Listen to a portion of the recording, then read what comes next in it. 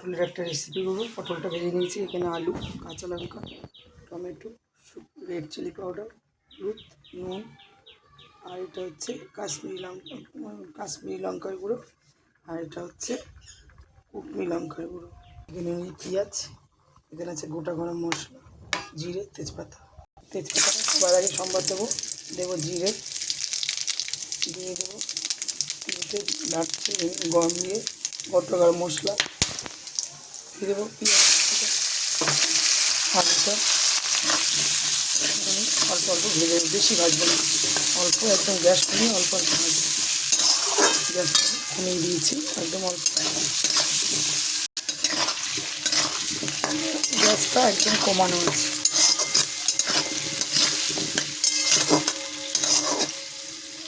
ঠিক এই ধরনের ভাজাটা হবে। দিয়ে দেবো আমি আদা বাটা, 1.5 চামচি দেবো, 1.5 চামচি আদা বাটা। রসুন দিলাম এই যে চামচ এতটা। এই যে বাকি red chilli, Kashmir red chilli, আর এখানে আছে কুকমি লঙ্কাগুলো, হলুদ, নুন, টমেটো সব দিয়ে দেবো। আলুটা আমি বেশি ভাজবো না, একটু আলগা থাকবে আলুটা, ভাজাটা।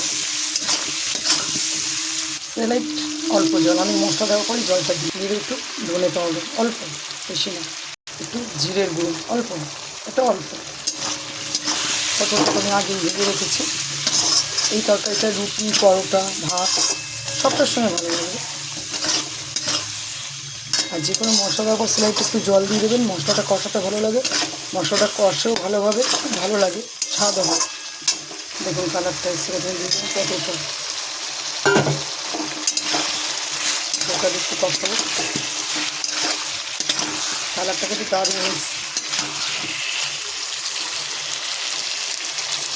দিয়ে দেবো অল্প চিনি। এবার আমি সেলাই জল দিয়ে একদম বসিয়ে রাখবো।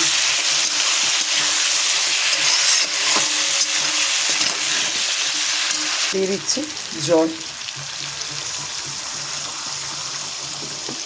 দিয়ে দিচ্ছি ঢাকা।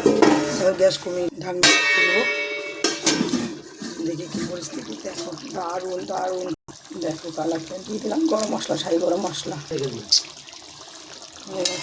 এবার নামিয়ে নেবো, গ্যাস কমিয়ে একটু গ্যাস অফ করে দেবো। শাহি গরম মশলা দিয়েছি, গ্যাস অফ করে দিলাম। এবার নামিয়ে হয়ে গেছে। দেখো সুন্দর একটা পটলের রেসিপি। পটল অনেকভাবেই দেখিয়েছি, এটা আরেক ধরনের দেখালাম। হয়ে গেছে পটল রসা। কেমন লাগলো ভিডিওটি ভালো লাগলে লাইক করবে, কমেন্ট করবে, আর শেয়ার করবে। আর এইভাবে মনে হবে ঘরে কিছু খেতে ইচ্ছা করছে না, এইভাবে রান্না করে খাবে, এমনিই খাওয়া হয়ে যাবে ভাত। দারুণ দারুণ দারুণ একটা রেসিপি। আর ভালো লাগলে অবশ্যই একটু শেয়ার করো। চলো টাটা।